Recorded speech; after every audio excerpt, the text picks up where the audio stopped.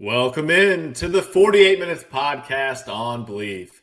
I'm Ross Geiger, the former NBA video coordinator, and I'm joined alongside Bruce Bernstein, our four-time Emmy Award winner who spent more than 3 decades at ESPN producing NBA shows, SportsCenter, and soaking up knowledge from the best soup analysts in the business.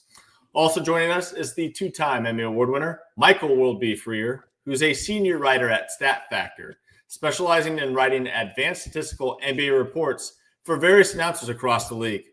This is episode number 199, the Chris Boucher episode, as the 6'9" big man currently wears number 99 as a member of the Boston Celtics. Bruce, so far, Boucher hasn't really panned out to be the role player I envisioned going into the season. What are your thoughts on him real quick? Now, absolutely. I mean, of the two kind of guys that came in the offseason, Josh Minot and him, Minot's gotten much more run, but even he's tailed off a little bit lately. He started out great. Mm-hmm. And lately, I mean, Jordan Walsh has been starting over him. So, Boucher, I think eventually will be a useful piece, but so far, not good. So far, not good. And speaking of not good, let's go ahead and get into our first topic of tonight's discussion, and that is NBA dismissals, because we've had a couple of them here in the past week. We're going to start with the biggest and the baddest one here, and that is Nico Harrison fired as the Mavericks general manager. And Worldby, I'll start with you on this one. Were you surprised at all by the timing, given we're just 10 games into the season? Yeah, I mean, kind of surprised given their injury situation and 10 games. What changed over 10 games that you didn't see during the offseason? When everybody was clamoring for it. To me, it's really simple. I know the fans in Dallas are just will never get over the fact that they traded Luka, and that's fair. They have every right to feel that way, and no problem there. But I really think what got Nico Harrison fired was not necessarily trading Luka, but acquiring Anthony Davis. Because the guy can't see the court. You just traded one of the premier players in the league, a favorite among Dallas fans, for a guy who can't get on the court.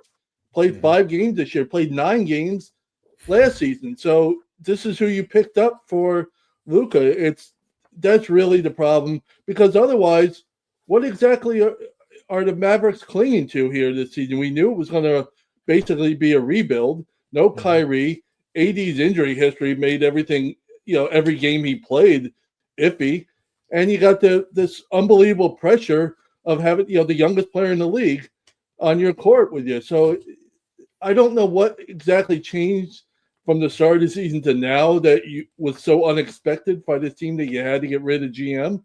I mean, we all probably agree it wasn't I won't say a good move, but it wasn't a surprising move. But the timing of it is kind of weird. Bruce, what are your thoughts on just kind of the timing and timeline of just doing it now? It was only a matter of time. I mean, whether it was now, before the season, January 13th. I mean, look, Rob Pelinka absolutely fleeced him in the Davis Doncic deal. I mean, it's almost like Pelinka, did he have dirt on him or something? Was he going to expose some personal dirt on him? Because that trade was inexplicable. And as Worldby mentioned, Mavs fans are never, ever, ever going to forgive him for it. So, look, since the trade, Luka's played 38 games for LA and AD has played 14. All right. Lakers are 10-4 this year. The Mavs are exactly the opposite, 4-10. And that's without, LeBron having even played yet, although he's going to make his debut later this week by all accounts. This is the most one-sided trade involving 2 future Hall of Famers in the history of the NBA. And regardless of anything else he may do or would do, it will always be overshadowed by this trade. And it was he was gone. He was a dead man walking for months. Yeah, he really was. I think the quote that really stood out to me in the clip that I watched watching the Amazon Prime Studio show came from the Mavs legend himself, Dirk Nowitzki. I think he summed it up best. He said, that trade is always going to be a dark cloud hovering over the franchise, especially as long as Nico Harrison is still a part of the organization. So moving on from Nico should help the franchise and at least the fans turn a little bit of a new page, knowing the fire Nico chants are done. They got their wish. That guy's out. And more light can now be shined on building around Cooper Flag, because he has really, shown some positive signs here in the past week or so. Had a really exciting game against Giannis the game before Nico was fired, really challenging Giannis at the rim and showing off his strength and athleticism to finish there. So, it's a step in the right direction for Dallas. My next question is, Bruce, Anthony Davis, that guy gets healthy. Do you think they'll look to trade him this year? I feel like he got to. I think they'd like to, but yeah, who all is going to take him? I mean, because it's not like he only got hurt in Dallas. He's been hurt in LA, and he was really hurt in New Orleans. So, I mean, he, what did Barkley used to call him? Street clothes Davis. I mean, that's that. I mean, look, he's missed 9 of the team's 15 games. They were 2-3 with him, 2-7 without him. And somehow, it's funny. When I look at the Mavericks and what they've been through this year, somehow they've managed to stay in a lot of those games, even though they lost almost all of them. AD means everything to that team. And if he ever gets healthy, this team will win some of those close games they're losing now if they don't trade him. And I don't know who all is going to invest in him at this point. Yeah, I mean, they're definitely not going to get the same type of value in return. By the way, to Bruce's point about the close games, no team has played more what they call clutch games in the league than Mavericks. 11 so far entering Monday. As Bruce mentioned, the problem is they're 3-8 in these games. What happens if they're 8-3? Does Nico still have a job? Do they still have hope or whatever? They just haven't been able to come through in the clutch. And by the way, it's not just the AD trade that's a disaster. Klay Thompson is just done as a player. It's a real. I've talked about for years, ever since he came back from his various injuries, Achilles and knee with the Golden State, he's basically been just a spot up jump shooter in his career, and his percentages, the shot, 3-point specialist basically. It's just now he's not hitting those, so it's really trouble when you're paying a guy like that kind of money, along with having AD as injured so often as as he is. Yeah, and even with Nico Harrison being fired, I feel like the fans are still just not catching any type of breaks in Dallas. I don't know if you caught this on Sunday night, but not only was Anthony Davis in street clothes, but he's wearing a Jordan Love Packers jersey. Now, granted, you can't do that to your Dallas Cowboy fans in Dallas. I'm not even an NFL guy, and I know that's a cardinal sin to show up in anything but a Cowboys jersey. I mean, just rub it in, AD. You want them to start chanting trade AD next, because that's certainly the type of moves you're going to get being a cheesehead on the bench. That's coming. The trade AD chants are coming. They are coming. They are definitely coming. Now, shifting over in the Western Conference, World Beat Willie Green was fired as the Pelicans head coach. And I know this is one of your favorite recent teams to kind of cover. So we're going to start with you for the Pelicans. So my big question, the $1 million question, how much of the Pelicans 2-11 start to the season really falls on Willie Green here? I don't think as much as people want to give him, blame. I mean, 2 seasons ago, they win 49 games. They have a top 10 defense, and then the front office gets rid of most of those guys, and the rest of them are injured, and it's just been a disaster ever since. Situations like this, I look at it as, it's not like Willie Green forgot how to coach. No. He was a good coach 2 years ago. What happened, 2 years later? Did he suddenly forget the coach? No. The roster got totally dismantled by trades, by acquisition, injuries, and people free agency or whatever. So he doesn't have a ton to work with. If everybody was healthy, maybe he would have something to work with. But, it's a disaster season. There's only 3 teams in the whole league that are in the bottom 5 in offensive and defensive efficiency. One is the Pelicans. The other 2 are the Pacers and the Wizards. That's not a group you want to be a part of. 2 teams with 2 wins between them. So James Borrego's a good guy. I remember covered the Hornets when he was coaching them in Charlotte. I think he's a good coach.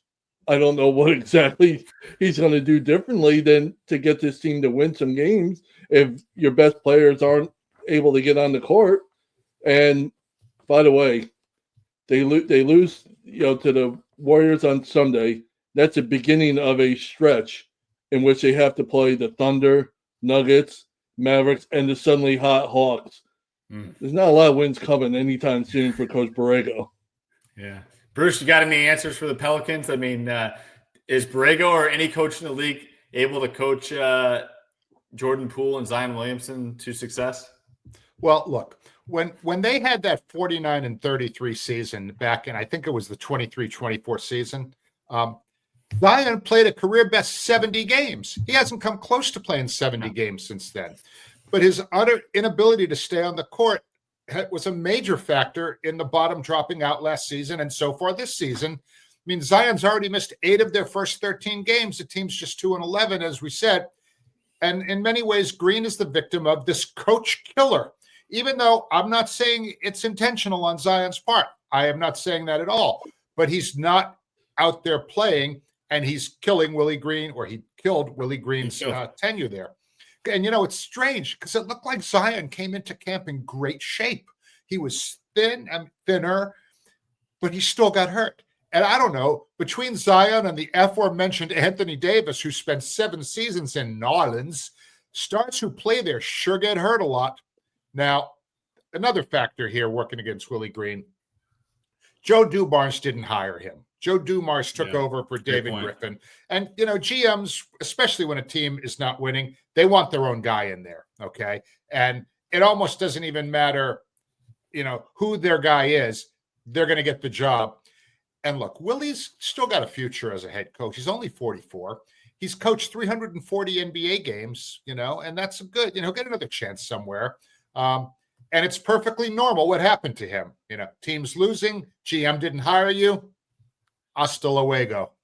Yeah, and I certainly think that the Pelicans could have handled this a lot better. Not sure if you guys saw it, but the team decided to randomly stop announcing Willie Green as the head coach of the team during pregame introductions days before firing him. Ooh. And to me, that's just completely Bush League. I mean, even after the game, they had to ask Willie Green, was this something that was discussed, something you knew about?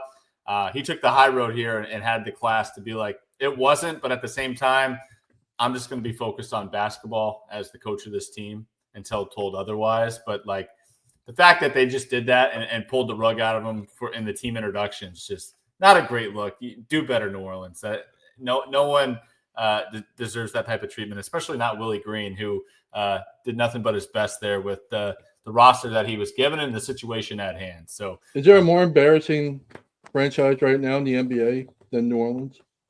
I mean, no, but they got Derek Queen for don't even get me started now, Bruce. I've talked about it every show. Derek Queen's playing good ball right now. Mentioning that, Derek Queen's he's playing pretty good ball right now. He absolutely is, and he better because we know what's going to happen at the end of this season when they finish in the bottom 5 or wherever to finish. They don't get that number. Wow, you're optimistic. They don't get that top draft pick, and I wonder why. Because Joe Dumars decided he had to move up 10 spots to get him, and gave up an unprotected first for that. Yeah, hey, I mean, did Willie Green get the heat for that one? I mean, is he the reason they made that deal? Because I don't think so. So I think it was somebody else. But I mean, you look at franchises that are struggling right now. The Nets are struggling, obviously. The Wizards are struggling, obviously. The Pacers, obviously, are just having a tough time. But the Pacers are 1 season removed from the finals. Their best player is out for the year. The Wizards and the Nets are going young, and they're working with their young guys, trying to develop them. So you can see some hope. What is there in New Orleans? As Bruce mentioned, it's just guys on the bench that can't get on the court. That's what this franchise is. And it's off-season moves like they did on draft night that are just becoming an embarrassment for that franchise. So, yeah, I don't know if there's a worse, more embarrassing franchise right now than New Orleans Pelicans. I wonder if Kevon Looney's having second thoughts about signing with those guys as a free agent. I mean, the guy's used to playing for championships, and now he's looking at, playing for a smoothie. Yeah, not good. All right, moving on. Let's go ahead and talk about some injury bugs, and we're going to focus more so on some of those playoff hopefuls entering the season.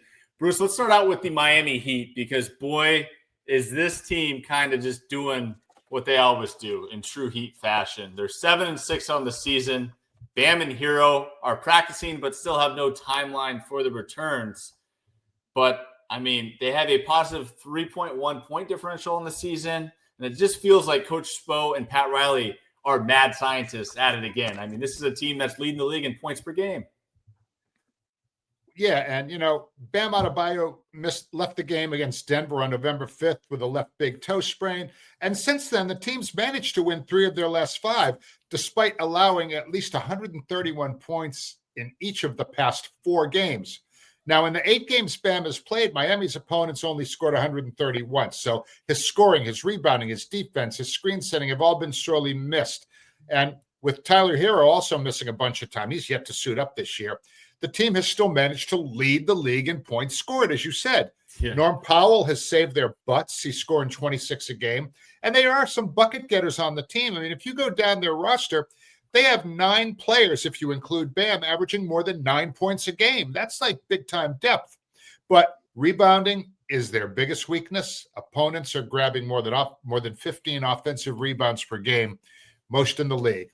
However, as Stephen A. would say, Miami always seems to be better than you think they're going to be. And when Herro eventually returns, that's going to add some more firepower to a team scoring more points per game than any other team in the league. So, there's hope in Miami for sure, despite the injuries.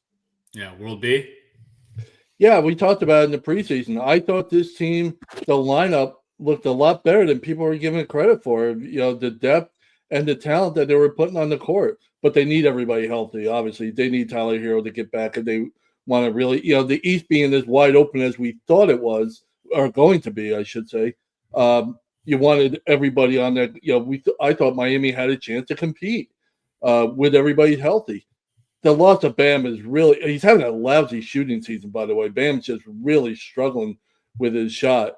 But they're really having a hard time on defense without Bam, which obviously makes sense. I mean, in the last week, they've gone from 5th in defensive efficiency to 15th.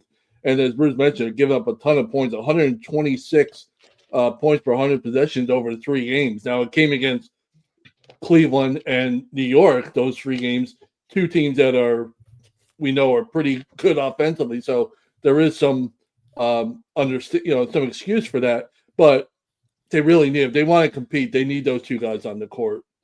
They really do. And Bruce, I'm glad you brought up Norman Powell, because he certainly has been a savior to this team, providing the scoring that they've been missing with Tyler Herro and Bam out of that lineup.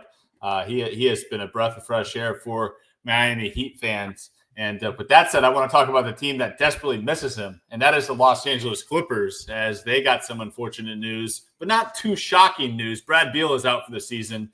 Definitely don't want to celebrate that by any means, but I mean, what's your classic line there, World B, like to say on obvious news breaks? You lost me there, buddy. Oh, the scientist, something about it gets dark at night. Oh, yeah.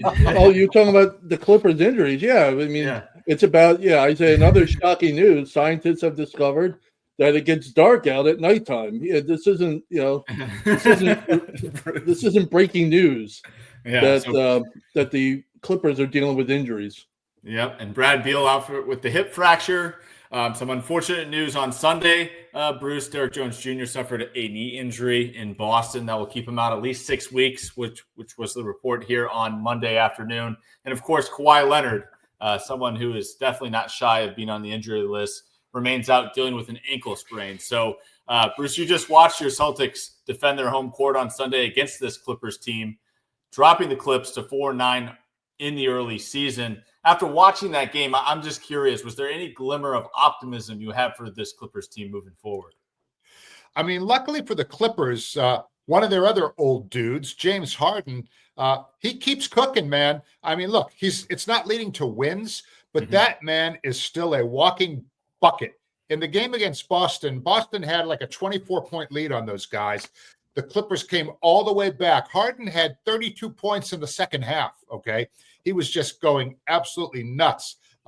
So as long as he stays healthy, they can still get some points, but they're not going to be winning too many games. I mean, look, I said going into the season, we all agreed injuries were the biggest concern with these guys because they're the oldest team in NBA history. You know, it's so ironic. Bradley Beal has a broken hip. That's an old person injury. I mean, down in Florida where that was last week, that's the one thing all the old timers are afraid of, falling down and breaking their hip. Sometimes, the end comes quickly when that happens. You mentioned Kawhi Leonard, age 34. He's missed 7 out of their first 13 games. Derrick Jones Jr., it was terrible what happened. I mean, he's one of their young dudes. He's only 28. I couldn't really tell. I watched that play where kind of he and Jaylen Brown both went to the floor, and it looked like Brown's arm kind of hit him, but it didn't look like it hit him hard. But he immediately was grabbing his knee, had to be helped off. It looked like really, even though it was on a trip to the floor, it looked like a non-contact type of injury, even though he went to the floor and that's when it happened. But no, there's no hope with these guys right now because when Chris Paul, he never even plays. Okay. He's, and they're just a mess. Ty Lue, man. And they kept showing Jeff Van Gundy during the game. He was trying. Their reserves actually played much better than their starters in that game, aside from Harden. And Van Gundy, he always looks older than he is, but he looked like he was just aging in dog years on the sideline during that game. Yeah, lots of familiar faces, but unfortunately it hasn't turned out to be turning into wins this year. Worldby, what's your thoughts on this Clippers team? You got any sense of hope with this group? It's really hard to have hope. I mean, they're bottom 10 in offensive and defensive efficiency, and I don't know what the group is going to be, what the rotation is going to be to help them get out of that, that mess. They needed double overtime to snap against the win over the Mavs and double OT to snap a 6-game losing streak. So, I mean, we've been talking about the Mavericks, how much of a struggle it is for them. And the Clippers had to go to double overtime to beat them. I mean, they have two-way players under contract, two-way contract players as part of their regular rotation now because of their struggles. It's really, Jordan Miller and Kobe Sanders, they're now part of the rotation because they're so, they lack depth so much. It's really, I don't see where it's going to, get any better. 0-4 against the Eastern Conference. And they got 4 games coming up against the East. So it's just going to be, I don't know where the wins are going to come anytime soon. I don't know where the lineup's going to be to get them out of the bottom 10 in both efficiency numbers. It's a real problem for them right now.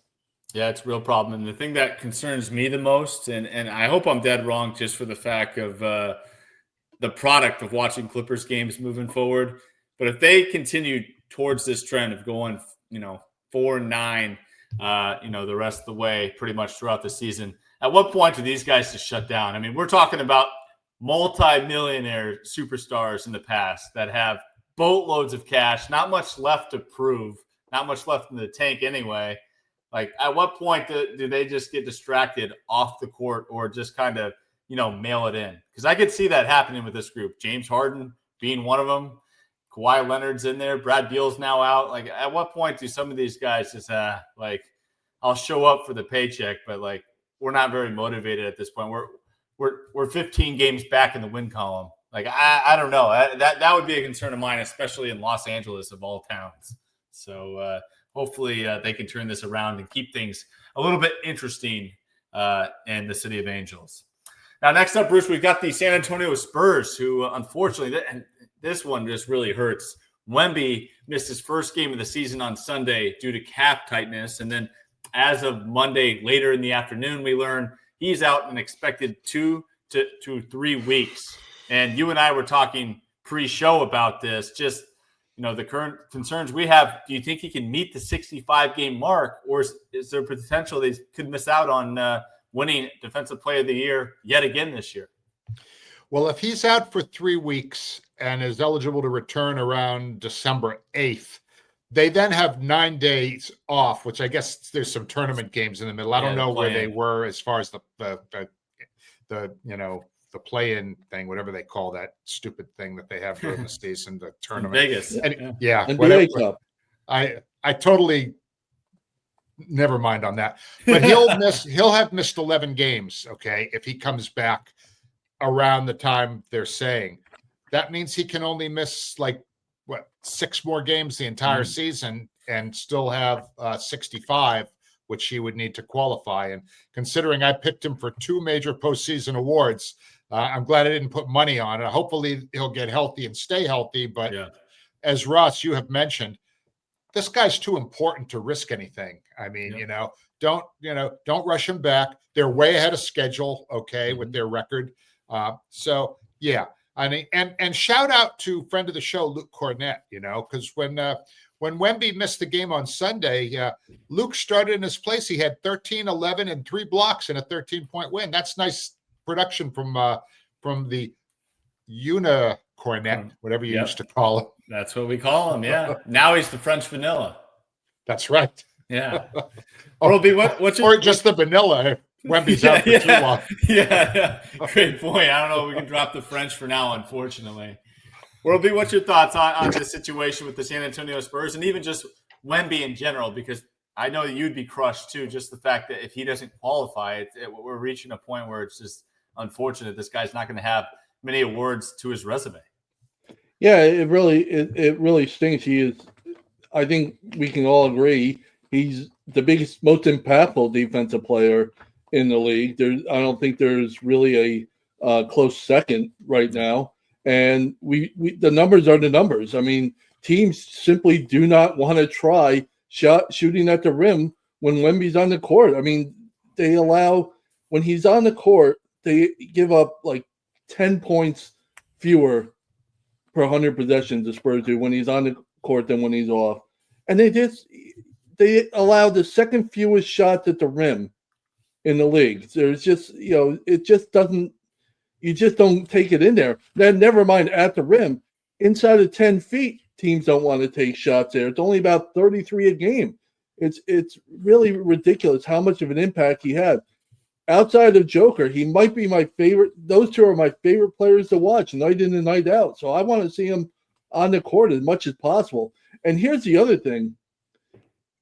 They got De'Aaron Fox last year, and they wanted to create that 1-2 punch of those two, and they can't stay healthy enough to be on the court for very long. They just started to get Fox back and started to play, and they almost exclusively put him on the court with Wemby. Like out of like 139 minutes, he played like 125 of them or 26 of them were with Wemby on the court. They really want to get that mix going, and now you're going to be without him for 2 or 3 weeks. So, as you mentioned, Roos is on the bandwagon right from the start.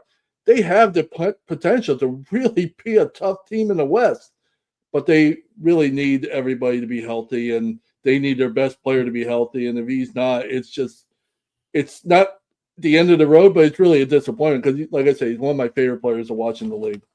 Yeah, he is the league pass MVP by far. I mean, everyone wants to watch that guy play with what he's shown so far this year, especially coming out of the gates in that ridiculous week 1 that he had to start off the NBA season, and really got piqued the general fan interest in the game. Now, next up will be, I'm going to throw out the Uno reverse card because we're going to talk about your Orlando Magic. You'll go first here. Paolo Banchero will miss his 3rd straight game on Tuesday night against the Warriors. We learned that here earlier Monday. That is due to a left groin strain. But I do got to say, and we talked about this pre-show as well, his teammates are really rallying to step up in his absence, as we saw on Sunday night in Houston. And was just hoping to get your thoughts into Paolo's absence and where you see the team moving forward. Well, they've had to deal with this before. Last year with he had an oblique injury, I believe, that cost him a good part of the season. So they're used to this. The best part about this, if there is a silver lining to this all, is that Franz Wagner and Desmond Bain have really played well together on the court without Banchero. They're outscoring opponents. The Magic are outscoring opponents by over 9 points per 100 possessions when those two are on the court without Banchero. So they have that ability. We saw Sunday night in that thriller with the Rockets that they ended up losing in overtime, that there's enough talent on this Magic roster to get through games. And there's such a grinded out defensive team. They're going to bring it on that end every night. If Desmond Bain is starting to get better. He struggled a little bit at the start. If he's starting to get a little bit better, Franz Wagner played like an all-star this year, guys. I mean, he's really been a solid player, his best season of his career. You get these two playing, and by the way, Jalen Suggs hasn't played in a while either, which is another, hardly a stunner given the way he's dealt with injuries. So they're still not, they're dealing with a lot of injuries, whatever, but this is nothing new. They've been able to battle through it before. But just like with Wemby and the Spurs, you want to see a team like the Magic over the long haul at full strength, fully healthy. I just don't know if you're ever going to see it, but you'd like to. Yeah, and Bruce, this team is 7-7 to start the year, just a perfect 500. Are you shocked, just given how they've come out of the gates this year? And obviously, the Paolo injury is not helping things either. Well, he missed more than half of last season with that abdominal injury. And, when he hurt himself last Wednesday against the Knicks, the Magic actually won that game, and they won again on Friday. But we talked about the overtime thriller on Sunday at Houston. I mean, look, they could sure have used Paolo's 22-9 against Alpi Şengün and Steven Adams, who combined for 25 rebounds, and each of them had 8 offensive rebounds. So, if Paolo's out there, they're not getting 8 offensive rebounds each. He's going to grab some of those. And Houston just crushed them on the boards. I mentioned earlier in the show, it was 60-38.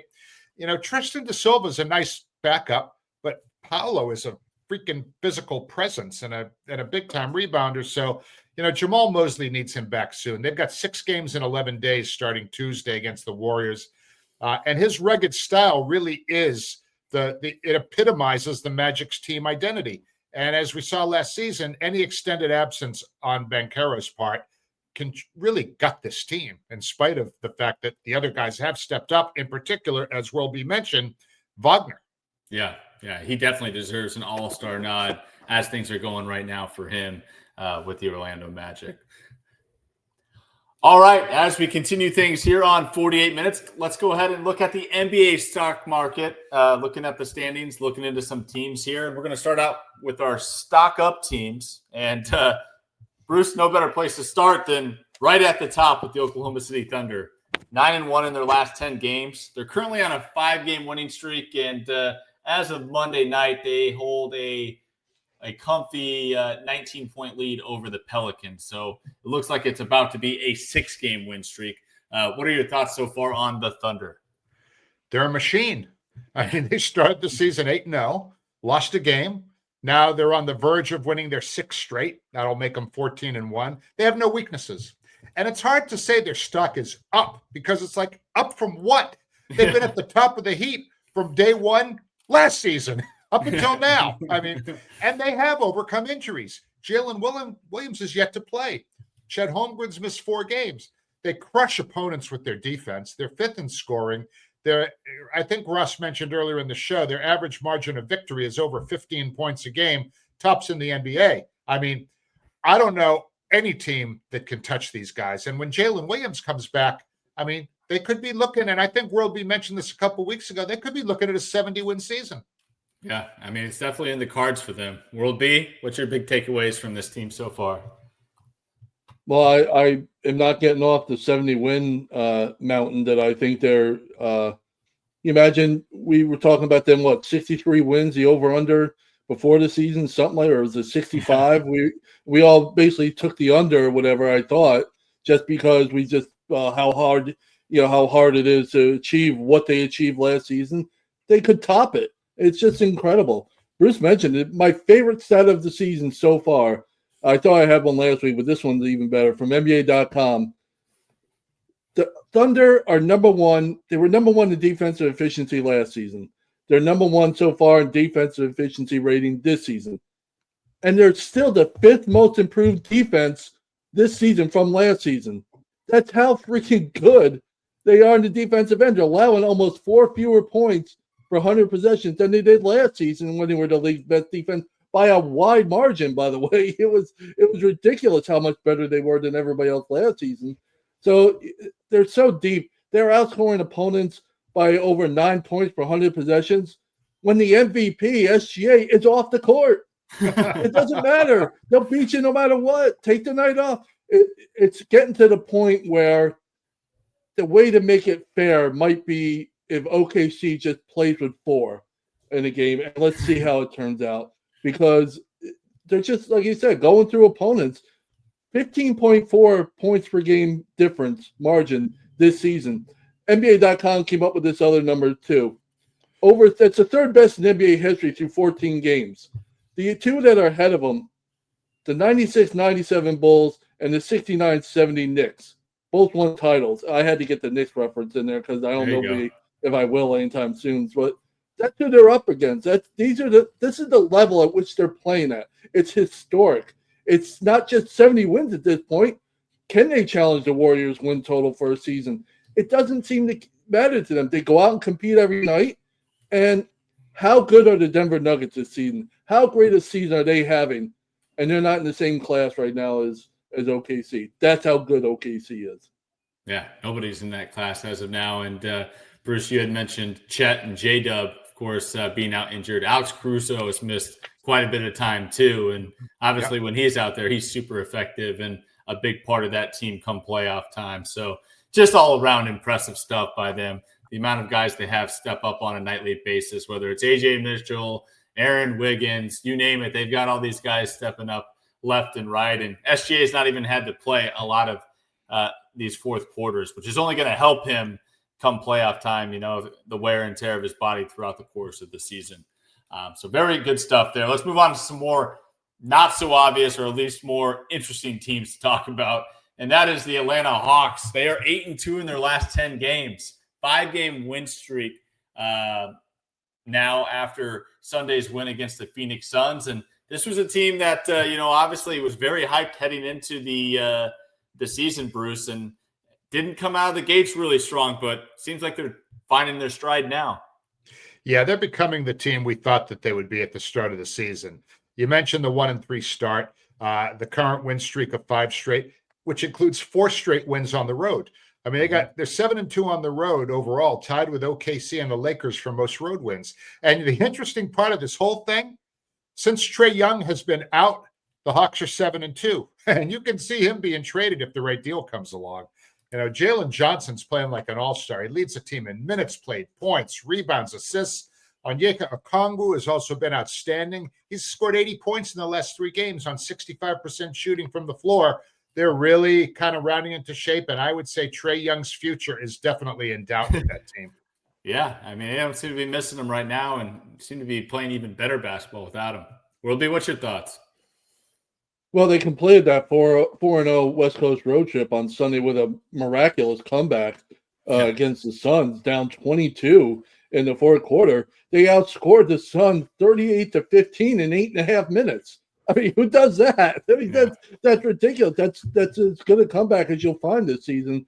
Nickeil Alexander-Walker, one of the guys that got brought in. I mentioned before the season, I thought the Hawks had the best offseason of any team in the NBA, and he was one of the guys they brought in. Last 3 games, he's played 87 minutes. The Hawks have outscored opponents by 81 points in 87 minutes. It's just he's having a tremendous – he was a huge part of their comeback on Sunday over the Suns. Yeah, they're as Bruce mentioned, they're the team that everybody thought they would be, and it's further proof, and I'm as guilty of it as anybody here, because we're so into the season from before the season began to week 1. We take everything with, to the extreme. 1 weekend, what a great job these guys are doing. It's a long season. Yeah. It's a 6-month season, and it is a marathon. And you watch a team like the Hawks struggle a little bit, and now they got it going. And they're just blown away teams, too, offensively. They're just having a blast on offense without Trae Young, as Bruce mentioned. It's really his future, the big deal that he wants. It may not be coming anytime soon from Atlanta, that's for sure. The way they're doing it, they're going these days. So, yeah, it's been really impressive the way they do it. I don't think they've ever had a West Coast road trip where they swept all 4 games. I don't think that's ever happened until, obviously, this season. Yeah, and they get to continue that momentum now at home. As Bruce, you pointed out, they've played 9 road games, only 5 times at home. So hopefully they can carry forward that momentum and defend their home court, because they're off to a bad start doing that. They're 2-3 at home, but somehow find themselves 7-2, like you said, on the road. Now, next up, we're going to talk about the team that blew that lead against the Hawks on Sunday. That's the Phoenix Suns, because despite that bad loss, they're still 7-3 in their last 10 games.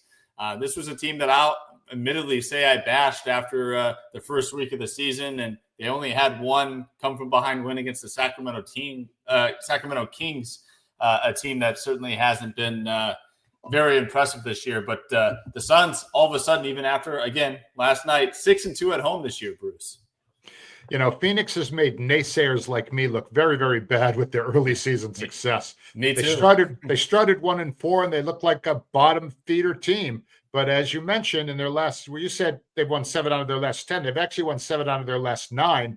And while their wins have come mostly against lesser teams, they did drop 130 on the Spurs in a 12-point win earlier this month. So while I don't expect this plus 500 pace to last all season, we got to give some credit to a team that started the season looking much better than expected. Yeah, World B.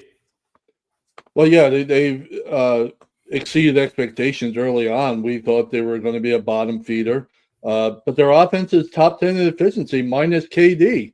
But the real improvement's been on defense. They're 12th in the league in defensive efficiency. They're the third most improved defense. I will say this, though. Let's take a wait-and-see approach, because that 5-game win streak came against the Clippers twice, the Pelicans, the Mavericks, the Pacers. You couldn't ask for a better setup. Were the Wizards out of town? Were the Nets out of town? Because that's all that's missing from this stretch. They've exceeded expectations, but I'm still let's wait and see how they do in the next couple of weeks here, when they don't have to play the Clippers twice, or the Pelicans, or the Mavericks. You get the picture. Yeah. I mean, to be fair, they've only had Jalen Green for one game, and he was tremendous in that one. And he got injured in the next one. So the fact that one of their better players it hasn't really been a contributor to this group makes it a little bit even more impressive to me. And Mark Williams has missed some time.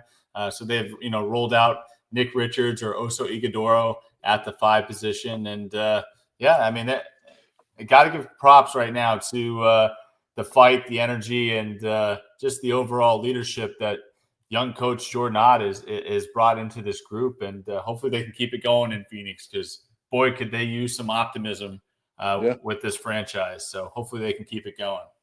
Now, as far as teams with their stock down, Bruce, we talked about this team earlier, but we got to talk about it just a little bit more. The Indiana Pacers, worst record in the Eastern Conference at 1-12 to start the year. A current 7-game losing streak that's not going to get better, because I now think it's 8, having lost Monday night 127-112 to Detroit, a Detroit team that was also pretty injured in this one. Just what's your overall thoughts on a team that was literally 1 game short of winning the NBA Finals last year? They've practically fallen off the face of the earth. I mean, look, losing Tyrese Halliburton for the season and Miles Turner forever has gutted this team. I mean, they thrilled us all with that trip to the finals last year with their blazing up and down the court pace. And look, between Halliburton and Turner's exit, I mean, there's other injuries killing the Pacers. I mean, Benny Math, also known as Benedict Mathurin, has played just 2 games. Their winning percentage now it was 0.77 going into Monday night. So I don't know what it's down to now, but they're the worst. Pascal Siakam, dude's a warrior every night, but beyond him, they got nothing. I mean, and now Aaron Nesmith is going to miss 4 weeks. 29th in points scored. Only New Orleans scores fewer. They're the worst shooting team in the league, both overall and from downtown, and their defense is nothing to write home about either. So, only the Wizards, Kings, and Jazz allow more points per game. They are a dumpster fire on steroids. Yeah, what a drop-off. World B? Yeah, I mean, bottom 5, as Bruce mentioned, they're the worst offense in the league, last in efficiency.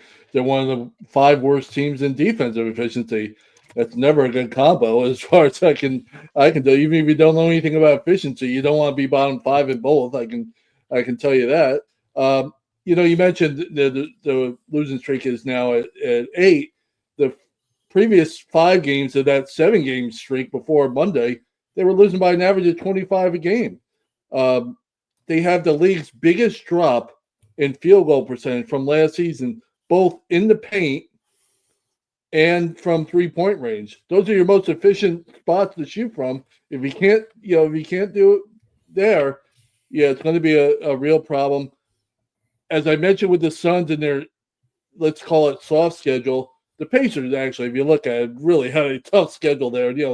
6 games. I know their offense is bad. There's no getting around it. But 6 of their games came against teams in the top 10 in defensive efficiency, and they got more coming up over the next week, including one on Monday against the Pistons. So it's not going to get any better for them. So you got to play the teams anyway. But they couldn't ask for a worse situation coming into this season. I thought maybe Rick Carlisle could get that team better to outplay where they have without Halliburton, but no, that's not happening apparently. Yeah. Now, next up, we've got the Milwaukee Bucks. This is a team that I was pretty high on entering the year. They got off to a fantastic start, and now they find themselves 8-7 after Monday night's loss to the Cleveland Cavaliers in Cleveland, 118-106. And even more bad news, Bruce. Giannis left Monday's game with a groin injury near the end of the first half and did not return. So things aren't boding well for the Bucks if Giannis is going to have to miss time. And they've dropped to now, I believe it's 4-6 in their last 10. Well, look, they started off well, as you mentioned. They were 4-1, but in their last 10 games, they win one, they lose one. They win one, they're just like, up and down. And, Giannis, before getting hurt on Monday night, was playing MVP caliber ball, 32, 11, and 7. But this team gets pounded on the boards. Only the Wizards, the Kings, and the Nets, speaking of bottom feeders, have a worse rebound differential. And it's nearly impossible to be a contender with such weak rebounding. And I don't know what the deal is with Bobby Portis. He's definitely off to a sluggish start this year. Mm-hmm. Some of the worst rebounding numbers of his career, and he's averaging his fewest points since 2017. So if Giannis is missing significant time, hopefully he isn't. But if he is, Bobby Portis better put on his big boy shorts and get out there and ball a little bit, because so far he has not. Yeah. World B? Yeah, they came into Monday with an 8-6 record, but they were getting outscored for 100 possessions. That's a neat trick to do. Have a winning record and get outscored in efficiency. Giannis needs help. We talked about, you mentioned, Ross, how you had high expectations for him. Nobody in the show had higher expectations than me. I thought they were going to be a top 4 seed. And it still could get there, but they're not going to get playing the way they are. There is a huge gap on this team offensively, home and on the road. They're averaging about 120 going into Monday, about 124 points a game at home, and it's like 111 on the road. That's got to change if you want, you want to start doing better. And like I mentioned, Giannis needs help. He can't do it all himself. Take Kyle Kuzma, for example, one of those guys. He goes off for 29 points against Charlotte, which was his high since he joined the Bucks, last season, whatever. And then the next night, he goes 0 for 6 in the field against the Lakers. How do you need more than that? You need consistent offensive performance to help out Giannis here. And I thought maybe they would get some. I thought he would be on an MVP caliber level this season. He still may be. But if he doesn't get help, it's not going to matter. Yeah, and Kuzma was the guy that I had circled as well, and I even came up with a poem for tonight's show, and that is, with a good Kuz, they can cruise to victory, but a bad Kuz leaves a big bruise to their chances. And that's kind of been the story of the season with Kyle Kuzma here recently. When he shows up and he plays, and he's scoring 12 to 15 points a night, grabbing 5 to 6 boards at least, he's given these guys a chance. But these games, as World B alluded to, the 1-point performance on Saturday night against the Lakers, the Bucks are really going to have a struggle playing against the top-tier teams in the NBA if Kyle Kuzma can't help them out with some scoring and some rebounding down low as well. Now, we're going to stay in the Central Division here, Bruce, because believe it or not, as much praise as we've given this team, the Chicago Bulls, they're now 6-6 on the season, and they're currently riding a 5-game losing streak. So was this all just fool's gold at the beginning of the year? If the season ended at the end of October, they would have been one of the great teams of all time. They were 5-0 in October. Okay. Problem was November's been a different story. They're 1-6 heading into Monday's game at Denver. Although, as we record this, they're actually beating Denver at Denver. We'll see if that continues. I mean, that's a tough assignment. Josh Giddey's been their best player. He's averaging almost a triple-double, just under 10 boards and 10 assists to go with almost 22 points. Kobe White finally played his first game of the year on Sunday, put up 27 with 8 assists in that epic loss to Utah where they scored 147 points and lost. But, Billy Donovan could sure use some aggressiveness from Patrick Williams. I mean, He's averaging career lows of 8 points and 2.9 rebounds for his $18 million salary and that terrible contract they signed him to. I mean, maybe they overpaid him, but I mean, he's given them next to nothing. So, and even at the beginning of the season when they were doing well, they were doing a great job, guarding the 3-point line. Even that has kind of fading away now. So the Bulls, I still think they'll exceed the preseason number of 33.5 wins, but they're not exactly looking like a top 6 team since the month of November began. Yeah, and you said Patrick Williams underperforming, not living up to his contract. And breaking news, once again, scientists still think it gets dark at night. World B, what's your thoughts on the Bulls' recent skid here? Well, I know the Jazz are an improved team, playing a little bit better, a little more enthusiasm there, but losing to Utah is never good for team morale, I don't think. So, the Bulls got that problem.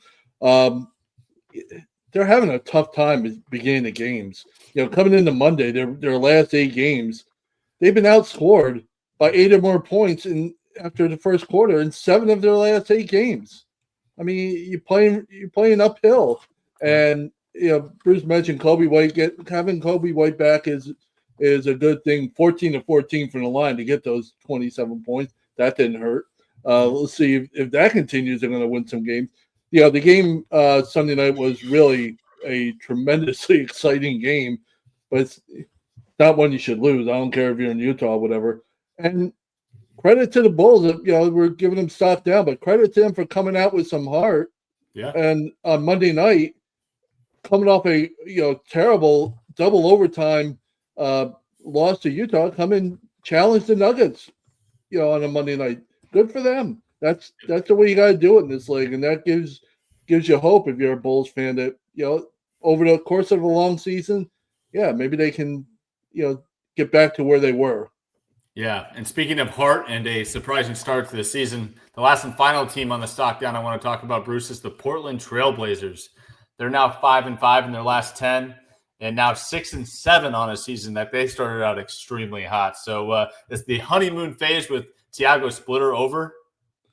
Well, I mean, look, they have 2 really exceptional wins this year. They beat Denver and they beat New Orleans, as we mentioned, the only team to beat New Orleans all season. Oh, you meant the Thunder, not New Orleans. Everyone's beat New Orleans. Yeah, exactly. Sorry about that. Good point. OKC and Denver, two big wins. They actually beat New Orleans too. Good for them. But the 3 of us and 2 kids from middle school could probably give New Orleans a game. Look, Denny Avdia's been great. Shaedon Sharp's been great. Drew Holiday's even had a nice bounce back year, and Jeremy Grant's come off the bench and played really well. But they hit a little rough patch. I mean, I don't know. I mean, nobody really expected them to finish above 500. We kind of thought maybe they'd reach the high 30s, and that seems still very possible for them. So I'm not gonna declare the honeymoon over. It may just be that they're reverting to something in the middle, which is where they should always have been. Yep. Will be thoughts on Rip City? Yeah, I'll take the optimistic approach here for a change, which is out of my norm. I get it. But, they have one of the most improved. Their biggest issues since Damian Lillard left was offense. And they still have one of the most improved offenses in the league. They're 13th in efficiency, and they're scoring about 5 more points per 100 possessions than a year ago. So they got that going for them. Their defense, which was one of the best in the league after the All-Star break last season, really fell off during this losing streak that they came on there, and on this road trip, I should say. 124 points per 100 possessions. That's not going to get it done. They're such a good defensive team. Maybe you think that's going to correct itself there. But yeah, it's tough. You got to start winning games on the road. You go 1-4 on your most recent road trip. You fall from 5th to 9th in a week. That's a neat trick. Yeah. But their offense, if it can continue to improve, I think they got a chance to be really competitive in the West going forward. The West is so tough. I don't know where we place them, but I don't think it's going to be a struggle like it had been the last couple of years for Portland. Yeah, and they need to get Scoot Henderson back. My guy, I think he could bring a spark to this team. And wait a minute, now I got to take that back. Now you didn't mention Scoot was coming back. Now I got to rethink everything. Now I got to go and look at the numbers. How are they going to do now that Scoot's coming back? And you know what? That is a great what do we call it? A teaser for next week's show, because that will do it for this edition of the 48 Minutes podcast on Believe. Thanks for tuning in, and we'll be back with you later on this week to be sure you're up to date in 48 on all things around the association. Take care, everybody.